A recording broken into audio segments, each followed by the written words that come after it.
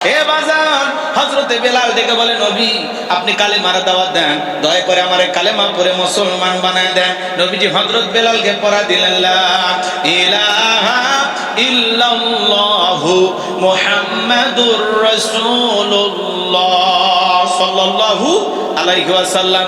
হযরতে বেলাল কালেমা পড়ে মুসলমান হয়ে গেল। আমার ভাইয়েরা, নবী ডেকে বলে, বেলাল ইসলামের অবস্থা এখন ভালো না, কালেমা পড়েছো আপাতত প্রকাশ করা যাবে না।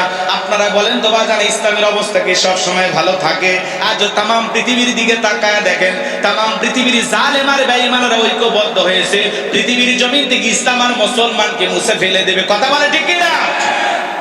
নেতানিয়াহু মুসলমানের রক্ত নিয়ে খেলা করে, আজও চীনের উইঘুরে মুসলমানদেরকে হত্যা করা হয়, আজও ভারতের জমিনে গরুর গোশত খাওয়ার অপরাধে মুসলমানকে পিটানো হয়। বিজেপি সরকার পশ্চিমবঙ্গে মুখ্যমন্ত্রী হয়ে গেল যে শুভেন্দু, মমতা দিদিকে হারাইয়া দেখেন আজকে পশ্চিমবঙ্গে মুসলমানদের জন্য প্রকাশ্যে গরু জবাই তারা নিষিদ্ধ করে দিয়েছে। কথা বলেন, আল্লাহ রাব্বুল আলামিন যেটাকে হালাল করে দিয়েছেন, আজ পৃথিবীর কিছু মানুষ ক্ষমতার চেয়ারে বসে আল্লাহর হালাল খাবারটাকে ওরা হারাম বলে ঘোষণা করতেছে। প্রকাশ্যে মুসলমানদেরকে গরু জবাই করতে দেবে না। কথা বলেন না কেন? আজকে মুসলমানদের সাথে যে জুলুম আর নির্যাতন চলতেছে, অনেকে বলতেছে এগুলো ফেক ভিডিও, ভুলভাল তথ্য ছড়ানো হচ্ছে। সত্য মিথ্যা জানে কে? তবে অনেক মানুষ ভারত থেকে আমাদের কাছে ফোন দিয়ে বলে, হুজুর আগে ভালো ছিলাম, এখন খুব একটা ভালো নাই, অবস্থা খুবই খারাপ।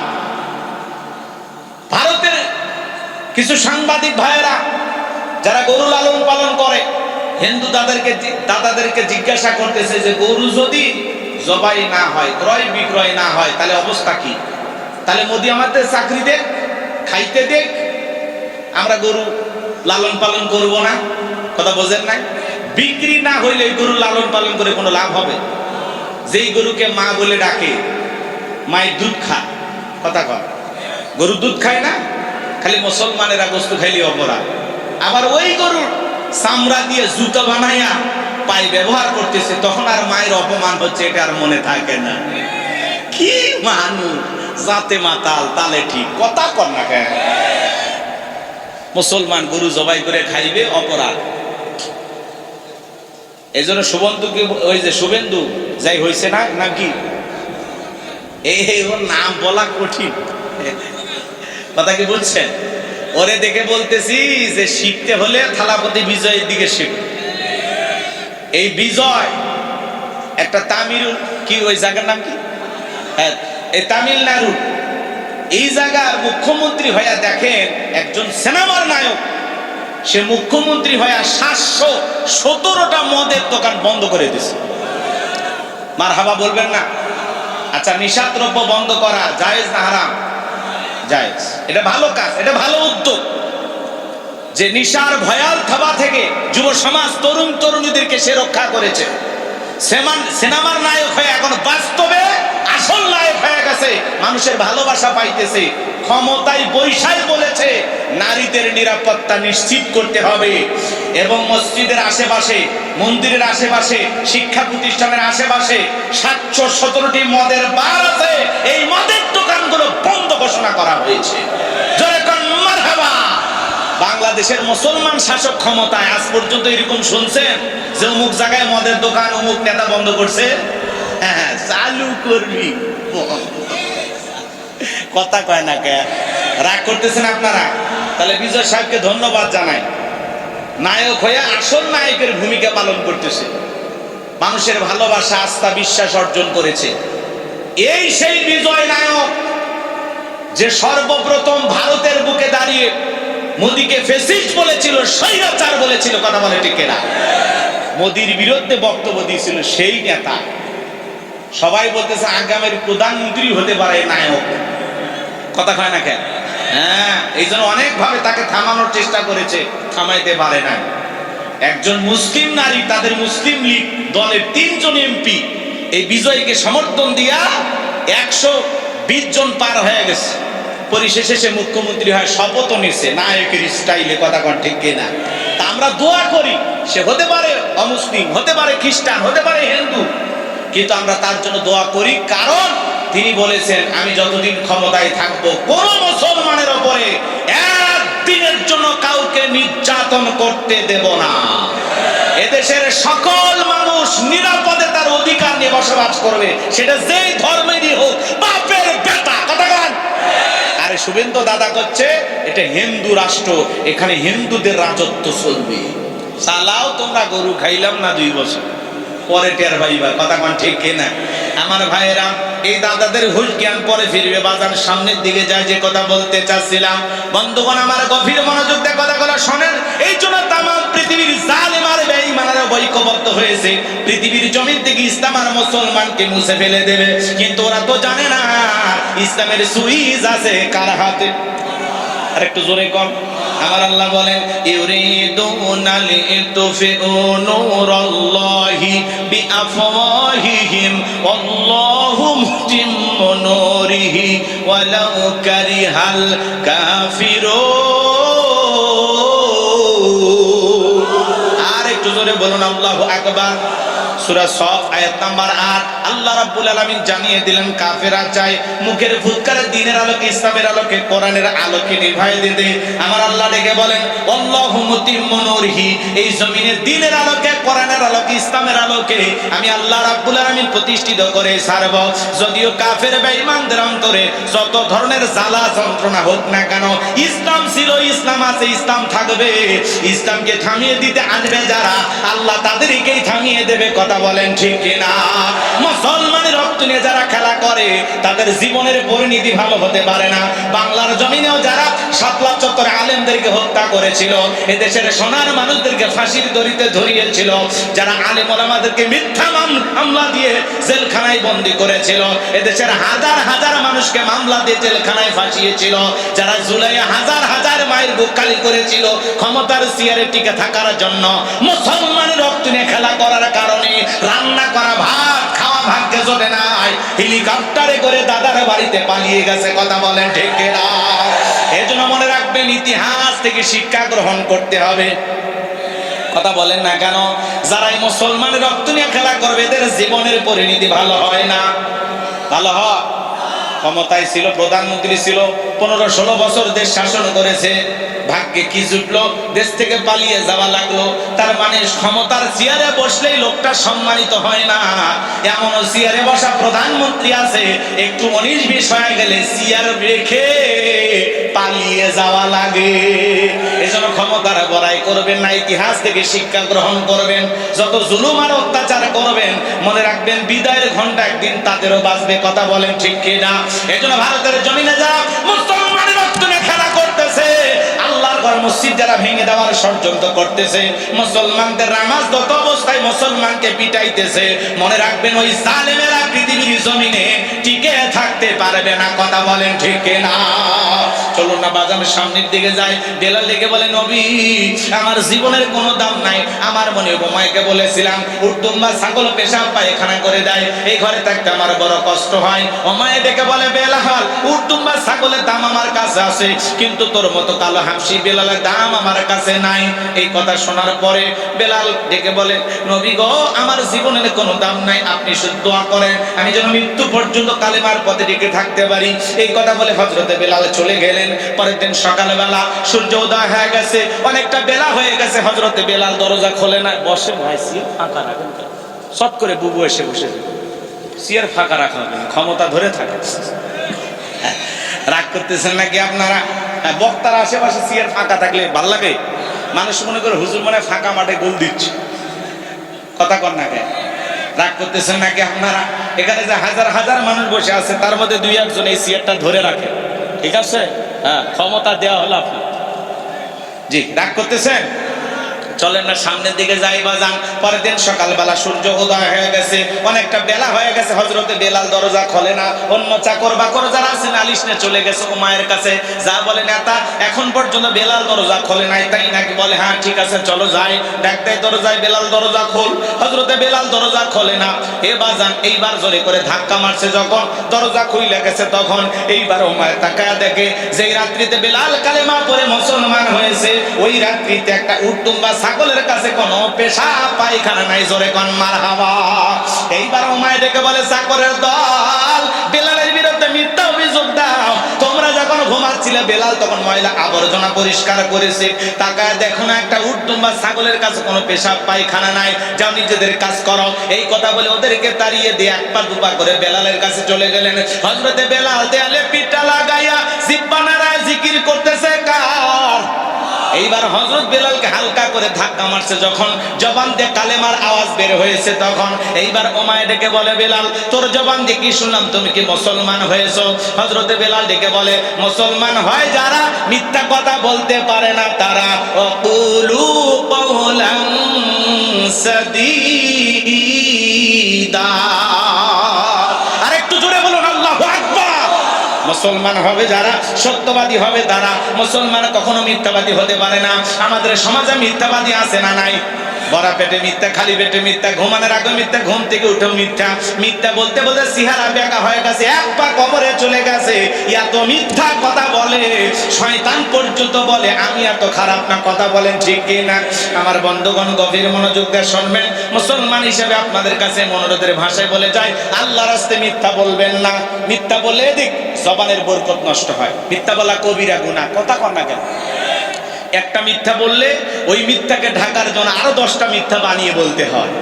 এই জন্য মিথ্যা বলবেন না। মুসলমান হিসাবে সবসময় সত্য কথা বলবেন। ইনশাআল্লাহ। সাতক্ষীরার মাটি সত্যি আল্লাহওয়ালাদের ঘাঁটি। কথা বলেন ঠিক কিনা? এখানে নির্ভেজাল খাঁটি মুসলমান বসবাস করে। এটা মুনাফিকদের জমিন নয়, সাতক্ষীরার জমিন আল্লাহওয়ালাদের জমিন। কথা বলেন। সোনার ভাইয়েরা আমার, গভীর মনোযোগ দিয়ে কথাগুলো শুনে যান বাজান। আমি গোলাম রব্বানী যে কথা বলতে চাচ্ছিলাম, এইবার ওমায় ডেকে বলে, বেলাল তোর জবান দিয়ে কি শুনলাম, তুমি কি মুসলমান হয়েছ? হযরতে বেলাল ডেকে বলে, হ্যাঁ, গতকাল রাত্রিতে নবীজির হাতে হাত রেখে আমি কালেমা পড়ে মুসলমান হয়েছি। ওমায় ডেকে বলে, বেলাল তুমি যদি চাও উট দুম্বা ছাগলের মালিক তোমাকে বানায়া দেব, থাকার জন্য ভালো ঘরের ব্যবস্থা করে দেব। হযরতে বেলাল ডেকে বলে, উমাইয়া রে, দুনিয়ার কোন পার্থিব সম্পদের বিনিময়ে বেলাল তার ঈমান বিক্রি করবে না। বলুন আল্লাহু আকবার। এই কথা শোনার পরে উমাইয়া ডেকে বলে, বেলাল আমার কথা না শুনলে বড় নেতা আবু জেহেলকে খবর দেব। হযরতে বেলাল ডেকে বলে, কোন বড় নেতা ছোট নেতা এখন কাউকে কোন টাইম নাই। আমি দুনিয়ার কোন আবু জেহেলকে ভয় করি না, আমি ভয় করি আমার আল্লাহকে। বলুন আল্লাহু আকবার। আমার সোনা ভাইরা, এইবার উমাইয়া চলে গেল আবু জেহেলের বাড়িতে। যা বলে, নেতার সংবাদ খুব খারাপ, আমার বাড়ি কি দুদার বেলাল কালেমা পড়ে মুসলমান হয়েছে, তাই নাকি? বলে হ্যাঁ। ঠিক আছে চলো যাই। এইবার আবু জেহেল তার সাঙ্গ পাঙ্গ ক্যাডার মাস্তানে উমাইয়ের বাড়িতে হাজির হয়ে গেল। এ বাজান গো আমার, গভীর মনোযোগ দিয়ে কথাগুলো শুনে যান।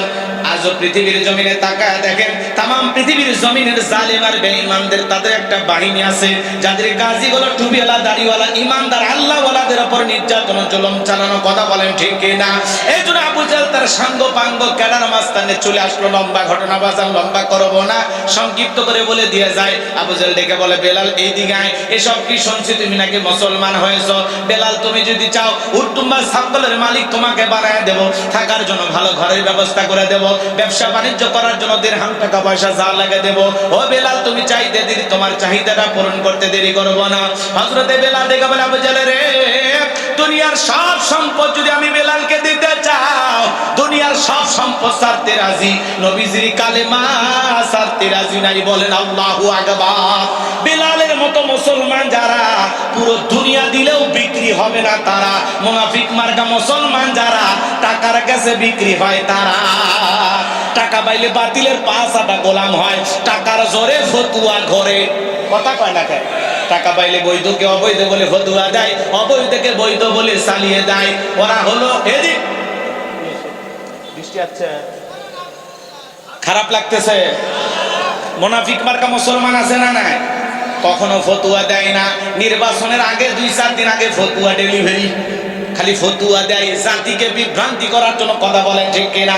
বারবার মুসলমানের এগিয়ে যা কিছু নামধারী মুনাফিক মার্কা মুসলমানের কারণে বারবার তারা হোঁচট খায়, পিছিয়ে আসে। কথা বলেন ঠিক কিনা?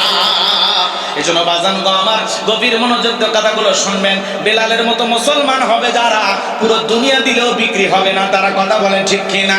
মুনাফিক মার্কা মুসলমান যারা, বাতিলের টাকা পাইলে 5 আটা গোলাম হবে তারা। বাহার এই কথা শোনার পরে, হযরতে বেলালের কথা শোনার পরে আবু জাহল ডেকে বলে, বেলাল এত বড় লোভনে প্রস্তাব দিলাম, রাজি হইলা না, সোজা আঙ্গুলে ঘিউ না উঠলে আঙ্গুলে একটু বাঁকা করা লাগবে। এই কথা বলে যুবকদের লেলিয়ে দিল, চাবুক দিয়ে পিটাও। হযরত বেলালকে চাবুক দিয়ে পিটানো শুরু হলো। ওরা চাবুক দিয়ে যত জোরে মারে, বেলাল তত জোরে কালেমা পড়ে। চাবুক দিয়ে পিটাইতে পিটাইতে কালো চামড়া গুলো ফেটে রক্ত ঝরা শুরু হয়ে গেল। আবু জাহল ডেকে বলে, বেলাল চাবুক দিয়ে পিটাইতে পিটাইতে কালো চামড়া গুলো ফেটে রক্ত ঝরতেছে, তারপরে কি নবী মুহাম্মদ সাল্লাল্লাহু আলাইহি সাল্লামের কালেমা ছাড়বি না? হযরতে বেলাল ডেকে বলে, আবু জাহল রে, মারতে মারতে যদি বেড়াও ফেলে দাও, জীবনটা দিতে রাজি, নবীজির কালেমা ছাড়তে রাজি নাই। বলেন আল্লাহু আকবার। এইবার আবু জাহল ডেকে বলে, এ যুবকের দল, বেলালের পায়ে রশি লাগাও, উটের পায়ের সঙ্গে বাঁধো। তাই করা হলো। হযরতে বেলালের পায়ে রশি লাগাইয়া উটের পায়ের সঙ্গে বাইদা আরবের উত্তপ্ত গরম বালিতে ছেঁচড়াইয়া ছেঁচড়ে ঘোরা হলো।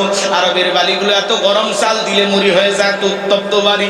বাবলা গাছের কাঁটাগুলো জিহ্বার ভিতরে পেরেকের মতো মারা গেলো। নির্যাতন জুলুম কইরা বিকেল বেলা নিয়েছে বলে, বেলাল এত নির্যাতন জুলুম করা হলো, তারপরে কি নবী মুহাম্মদ সাল্লাল্লাহু আলাইহি সাল্লামের কালেমা ছাড়বি না?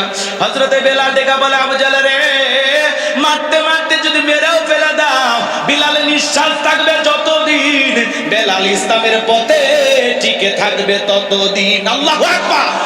এইবার আবু জাহল ডেকে বলে, হে যুবকের দল, বড় একটা পাথর নিয়ে এসে বেলালের বুকের উপরে চাপায়া দাও। বিশাল বড় একটা পাথর নিয়ে আইসা হযরতে বেলালের বুকের উপরে চাপায়া দেওয়া হলো। আবু জাহল মনে করলো পাথরে চাপার আঘাতে বেলাল মারা যাবে। এই কথা ভেবে আবু জাহল চলে গেল, হাত বাঁধা পা বাঁধা, বুকের উপরে বিশাল বড় পাথর, রক্তাক্ত জিহ্বাটা নাড়াইয়া বেলাল তবু জিকির করতেছে। এ বাজান, আপনাকে আমাকে জিকিরি করার জন্য কেউ মারে না, পেটে না, ধমক দেয় না, তবু আমরা কপাল পর আল্লাহর জিকিরি করি না। হাদিস শরীফের ভিতরে আসছে, যার জিহ্বাটা আল্লাহর জিকিরে তরু তাজা থাকে, আল্লাহর জিকিরে ভিজা থাকে, ওই জিহ্বাওয়ালা মানুষ কোনোদিন জাহান্নামের আগুনে জ্বলবে না। বলুন সুবহানাল্লাহ। ফাযকুরুনি আযকুরুকুম ওয়াশকুরুলি ওয়ালা তাকফুরুন। আল্লাহ রেখে বলেন, বান্দা তোমরা আমারে স্মরণ করো, আমি আল্লাহ তোমাদেরকে স্মরণ করব। কৃতজ্ঞতা প্রকাশ করো, অকৃতজ্ঞ হয়েও না। এজন্য বাজান, জিকির করার জন্য কিন্তু আলাদা সময় লাগে না। হাঁটতে হাঁটতে আল্লাহর জিকির করা যায়, মাঠে ময়দানে কাজ করতে করতে আল্লাহর জিকির করা যায়, অফিস আদালতে বসে আল্লাহর জিকির করা যায়, ব্যবসা প্রতিষ্ঠানে বসে আল্লাহর জিকির করা যায়। মা বোনদের আবার শুনতেছেন, মাসে কয়েকদিন আপনারা অসুস্থ থাকেন, যে সময় আপনাদের নামাজ পড়া নিষেধ আছে, কিন্তু ওই সময় আপনাদের জিকির করতে কোনো নিষেধ নাই। সব সময় আপনারা জিকিরের জবানের চালু রাখবেন, সব সময় জবানে জিকির চালু রাখবেন। সুবহানাল্লাহ, আলহামদুলিল্লাহ, আল্লাহু আকবার, লা ইলাহা ইল্লাল্লাহ, সুবহানাল্লাহি ওয়া বিহামদিহি, সুবহানাল্লাহিল আযীম। আল্লাহু আকবার। পারবেন তো সব সময় আল্লাহর জিকির করতে? এবার লম্বা করার কোনো সুযোগ নাই। যে কথা বলতে চাচ্ছিলাম, হৃদয়ের কান পেতে কথাগুলো শুনে যান। হযরতে বেলাল বুকের উপরে বিশাল বড় পাথর নিয়ে রক্তাক্ত জিহ্বাটা নাড়াইয়া আল্লাহর জিকির করতেছে, আর ডেকে বলে, আল্লাহ তুমি তো সেই আল্লাহ, ইব্রাহিমের জন্য যদি নমরুদের আগুনকে ফুলের বাগান বানায় দিতে পারো, আল্লাহ তুমি কি পারো না আমি বেলালের বুকের পাথরটাকে তুলার মতো নরম বানায় দিতে? আমার বুকের উপরে পাথর থাকার কারণে তোমার মতো মালিকের জিকির করতে বড় কষ্ট হয়। আল্লাহ তুমি কি পারো না আমি বেলালের বুকের পাথরটাকে তুলার মতো নরম বানায় দিতে? নবীর পাগল আল্লাহর পাগল বেলাল চোখের পানি ছেড়ে দিয়ে যখন আল্লাহর কাছে দোয়া করে, হযরতে বেলাল দোয়া করতে দেরি, আসমানের মালিক আল্লাহ দোয়া কবুল করতে দেরি করে নাই। বেলালের বুকের পাথরটাকে আমার আল্লাহ তুলার মতো নরম বানিয়ে দিয়েছে। জোরে কল সুবহানাল্লাহ। বেলালের নিঃশ্বাসের সাথে পাথর ওঠে আর নামে বলুন আল্লাহু আকবার। আশিক রাসূল বেলাল, নবীর পাগল বেলাল। বলতে গেলে লম্বা সময় লাগবে বাজান। আমার পরে মেহমান আছে। এই ঘটনাটা আরো আধা ঘন্টা সামনের দিকে নিয়ে যেতে পারলে আপনারা মজা পাইতেন, কিন্তু ওদিকে যাওয়ার সুযোগ আমার হবে না। যে কথা বলতে চাচ্ছিলাম, এ বাজান গো আমার, নবীজির মনটা কেন খারাপ এদিকে শোনেন। এভাবে বেলালের উপর নির্যাতন জুলুম চলতেছে, সাহাবায়ে কিরামদের উপর নির্যাতন জুলুম। আর এদিক খেয়াল করেন, সন্তানগুলো একে একে বিদায় নাই। এই জন্য নবীজির মনটা ভীষণ খারাপ। আর নবীর যখন মন খারাপ, নবীকে সান্ত্বনা দেওয়ার দায়িত্ব কার? আর একটু জোরে কন। আমার আল্লাহ ডেকে বলে, জিবরাইল, আমার বন্ধুর মা নাই, বাবা নাই, আমি স্যার আমার বন্ধুর কেউ নাই রে জিবরাইল। আমার বন্ধুর মনটা হয়েছে ভারী, আমি আল্লাহ সইতে নাহি পারি। লাহু মাহফুজ থেকে সূরা কাউসার নিয়ে যায় আমার বন্ধুর উপরে নাজিল কর তাড়াতাড়ি, বলুন আল্লাহু আকবার। আমার ভাইরা ও আনাস, আমার মনটা কেন খারাপ তোমরা জানো, কিন্তু আমার মুস্কি হাসি দেওয়ার কারণ হলো এই মাত্র আসমান থেকে জিবরাইল এসে আমার উপরে সূরা কাউসার নাজিল করলো। নবী তখন মুস্কি মুস্কি হাসলেন আর সাহাবায়ে কিরামদের তেলাওয়াত করে শুনিয়ে দিলেন। জবান ছেড়ে সবাই আরেকবার পড়ুন, ইন্না আ'তাইনাকাল কাউসার ফাসাল্লি লিরাব্বিকা ওয়ানহার ইন্না শানিআকা হুয়াল আবতার। আল্লাহু আকবার। আমার আল্লাহ রাব্বুল আলামিন জানিয়ে দিলেন, ইন্না আ'তাইনাকাল কাউসার, অবশ্যই আমি আল্লাহ পাক আপনাকে হাউজে কাউসার দান করেছি।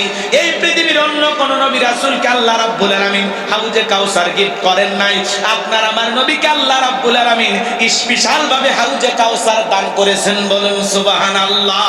আমার আল্লাহ জানিয়ে দিলেন, ইন্না আ'তাইনাকাল কাউসার, নিশ্চয়ই আমি আল্লাহ পাক আপনাকে হাউজে কাউসার দান করেছি।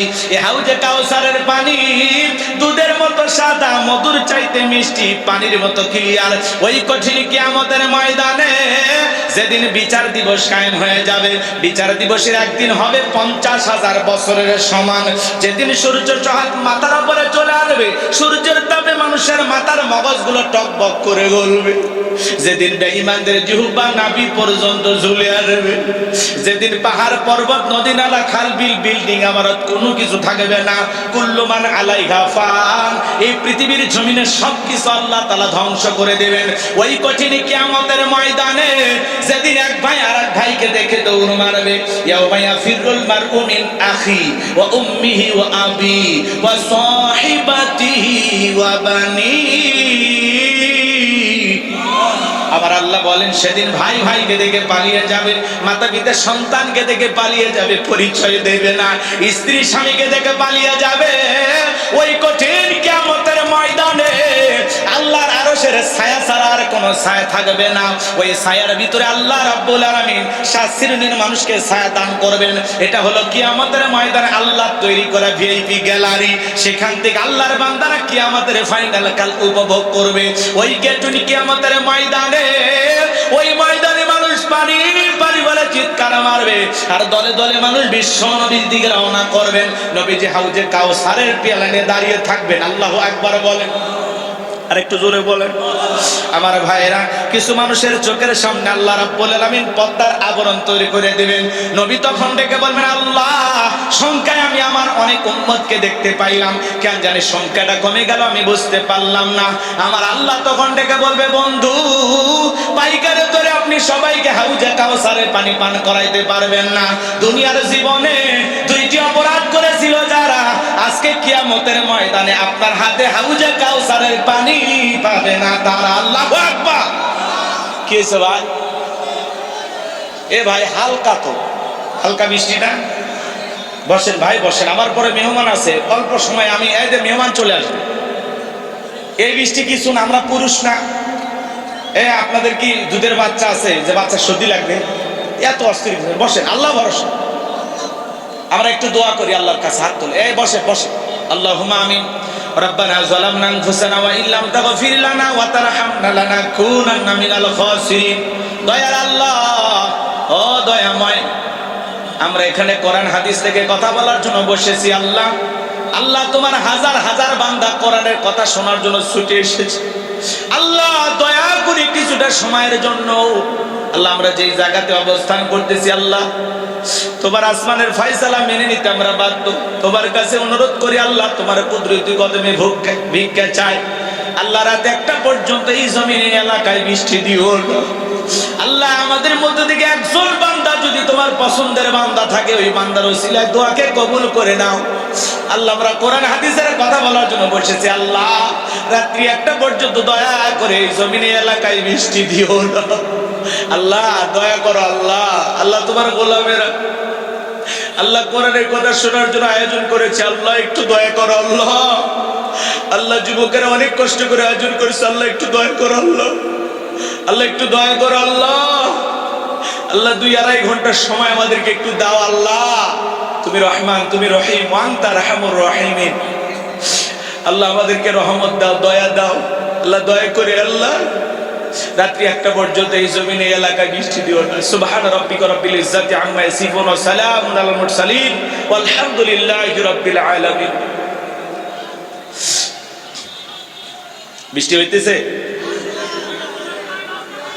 তার মানে আল্লাহর পছন্দের বান্দা এখানে আছে না নাই? তাই বলে ভাবেন না আমি আছি, এরকম ভাবেন না। আপনারা ভালো মানুষ, একটু যে মেহমান এসে গেছে আপনারা একটু আসেন, বসেন। জি বসেন বসেন। লিল্লাহি তাকবীর, লিল্লাহি তাকবীর। আজকের মাহফিলের প্রধান মুফাসসিরের আগমন। লিল্লাহি তাকবীর।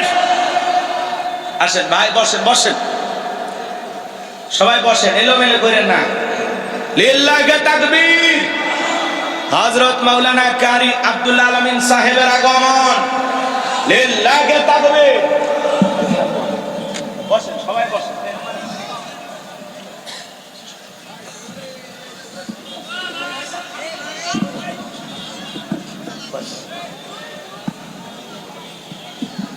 ভাই বসেন বসেন, মেহমান চলে আসছে, আর ভয় নাই, বসেন। আল্লাহর রহমতে আমরা আল্লাহর কাছে দোয়া করছি না? বলেন আল্লাহর কাছে দোয়া করছি না? আল্লাহর দয়া আসে না নাই? বিশ্বাস করেন তো? আমার বিশ্বাস রাত্রি 1টা পর্যন্ত আর বৃষ্টি হবে না ইনশাআল্লাহ। আল্লাহ যেন দয়া করে, তারপরে আসমানের ফয়সালা, মালিকের যেটা ইচ্ছা হবে সেটাই তো মালিক করবেন, তাই না? একটু মেহেরবানি করে বসেন ভাই, বসেন। আলোচনা শেষ করতে গেলে অনেক লম্বা সময় লাগবে। এই যুবকেরাই বসো, বসো বসো বসো, সবাই বসো। এদিক খেয়াল করেন, মানুষ কিয়ামতের ময়দানে রসুলের হাতে হাউজে কাউসারের পানি পাবে না। কয়টি অপরাধের কারণে? 2টি অপরাধ। জোরে বলেন কয়টি অপরাধ?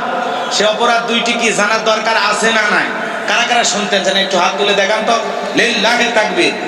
হাত নামান আমার সোনা ভাইয়েরা।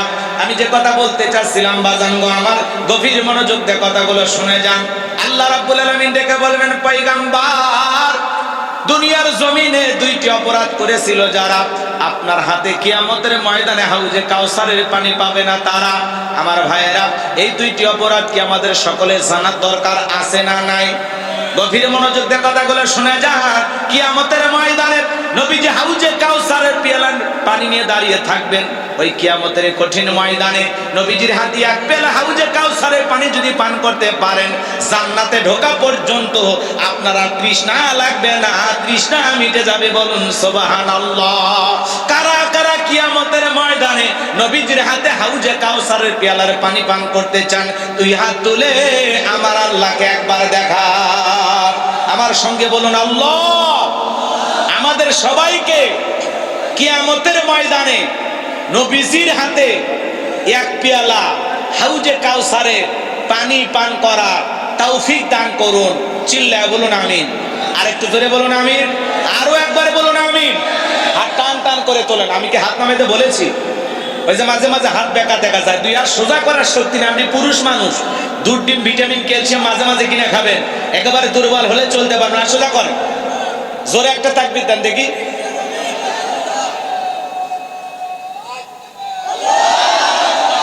জাগছেন আপনারা? হাত টান টান করে তুলে রাখেন, সবাই টান টান করে তুলে রাখেন। নবীজির হাতে হাউজে কাউসারের পিয়ালার পানি পান করতে গেলে কয়টি কাজ করা লাগবে জানার দরকার আছে? আমি বলবো ইনশাআল্লাহ সংক্ষিপ্ত করে। আপনারা এদিকে খেয়াল করেন, শুধুমাত্র বাম হাতটা নামাবেন, ডান হাতটা তুলে রাখেন। শুধু ডান হাত, শুধু ডান হাত। আল্লাহ রাব্বুল আলামিন বলেন, ইন্নাল্লাহা আশতারা মিনাল মুমিনিনা আনফুসাহুম ওয়া আমওয়ালাহুম বিআন্না লাহুমুল জান্নাহ। সূরা তাওবার 111 নম্বর আয়াতে আল্লাহ রাব্বুল আলামিন জানিয়ে দিলেন, নিশ্চয়ই মুমিন বান্দাদের জান মাল আমি আল্লাহ ক্রয় করে নিয়েছি, বিনিময়ে দেব জান্নাত। বলুন সুবহানাল্লাহ। তাহলে বলুন তো বাজান, আপনার আমার জীবনের মালিক কে? এই সাতক্ষীরার যুবকেরা ভালো করে বলো, এই জীবনের মালিক কে? প্রেম করবার প্রেমিকাকে পার্কে নিয়ে যা ডায়লগ দিবা, এই জীবন তোমার, তুমি শুধু আমার। ওরে হাইব্রিড যুবক, এই জীবনের মালিক কে? আপনার আমার সম্পদের মালিক কে? আল্লাহর দেয়া জীবন, আল্লাহর দেয়া সম্পদ আল্লাহর পথে খরচ করতে রাজি আছেন তো মুসলমান? রাজি আছেন তো ইনশাআল্লাহ? রাজি আছেন তো ইনশাআল্লাহ? তাহলে ডান হাতটা পকেটের ভিতর ঢুকে দিয়া যে যা পারেন, যতটুকু পারেন এই তাফসীরুল কোরআন মাহফিলের জন্য প্রাণ ভরে দান করবেন। সোজা ডান হাত পকেটে দেন, আমিও দিচ্ছি। নিজের পকেটে হাত দিবেন, অন্য করে পকেটে হাত দিয়ে পকেট মারে বলে মার খাবেন না। সবাই পকেটে হাত দেন। ছেলেপেলে যারা আছেন, ব্যাগ নিয়ে, রোমান নিয়ে, চাদর নিয়ে, যার কাছে যা আছে তাই নিয়ে মাঠে নামো, খেলা হবে, খেলা হবে।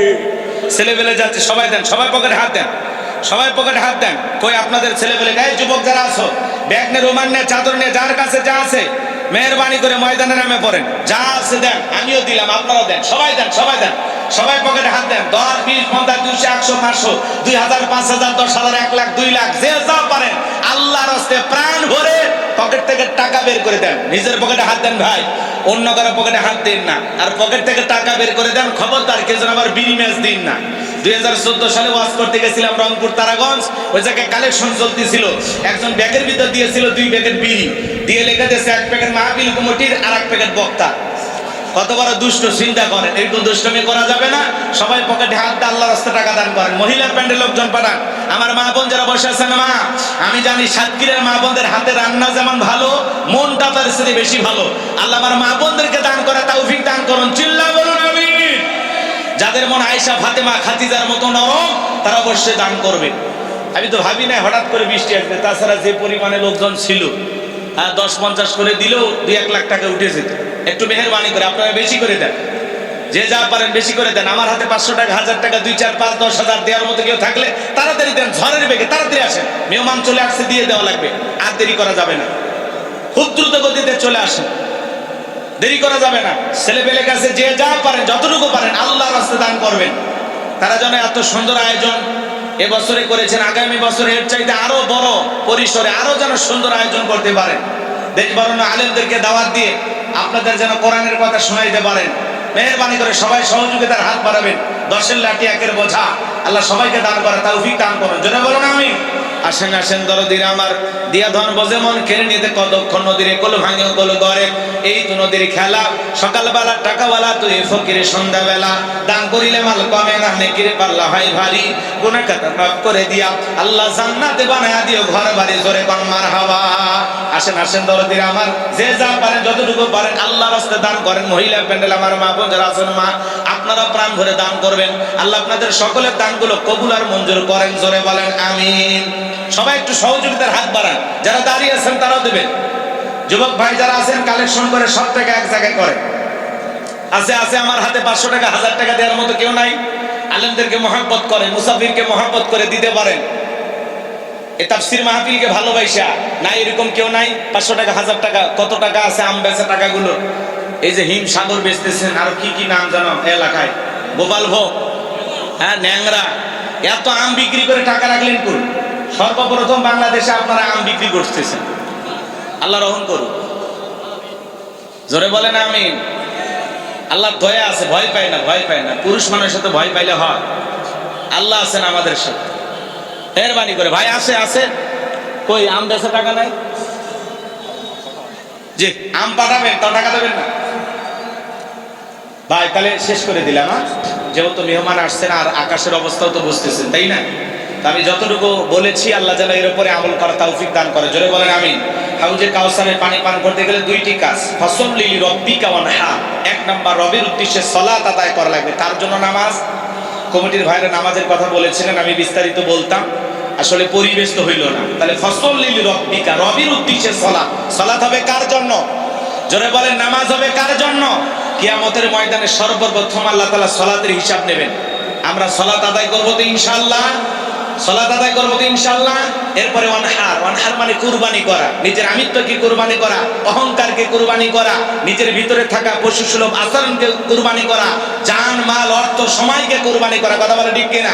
শহীদ আবু সাঈদ মুগ্ধের মতো দেশের জন্য কুরবানি হওয়া, কথা বলে ঠিক কিনা?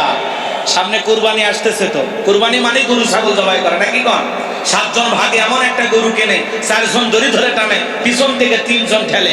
এমন দুর্বল গরু, যেই গরুর উপরে বয়স্ক ভাতা ওয়াজিব, এমন দুর্বল গরু দিলে কিন্তু কুরবানি হবে না।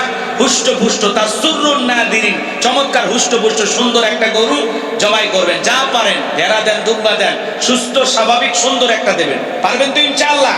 আল্লাহ কবুল করুন, জোরে বলুন আমিন। আমি বাকি আলোচনা আর করলাম না, যতটুকু বলেছি আল্লাহ যেন এর উপরে বক্তা শ্রোতা উভয়কে আমল করা তৌফিক দান করেন। ওয়া আখিরি দাওয়ানা আলহামদুলিল্লাহি রাব্বিল আলামিন। আসসালামু আলাইকুম ওয়া রাহমাতুল্লাহি ওয়া বারাকাতুহু।